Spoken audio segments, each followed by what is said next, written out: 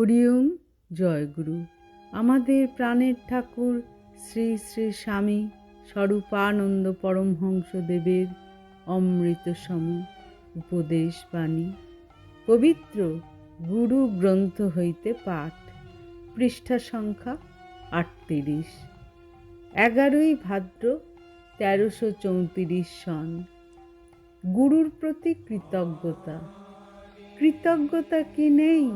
আছে, কিন্তু ব্রহ্মানন্দ বিতরণী সদ্গুরুর কাজ। অনন্ত মুক্তির দিকে প্রেরণা দেওয়াই সদ্গুরুর স্বভাব। চাল কলার জোগাড়ে তাঁর মন নেই, বা পূজা প্রাপ্তিতে তাঁর রুচি নেই।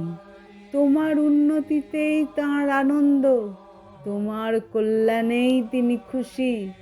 সুতরাং তাঁর প্রতি কৃতজ্ঞতা প্রকাশের শ্রেষ্ঠ উপায় হচ্ছে প্রাণপণে আত্মগঠন আর প্রাণপণে অগ্রগমন।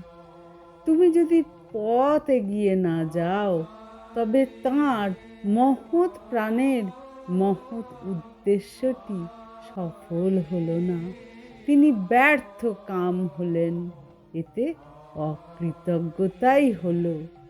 ফুল ফল দিয়ে গুরুর পাদপদ্ম পূজা করলেই কৃতজ্ঞতা হলো না, তাঁকে অবতার বলে প্রচার করলেও না, কিংবা তাঁর নামে গান বেঁধে খোল করতাল বাজিয়ে নগর সংকীর্তন করে বেড়ালেও না।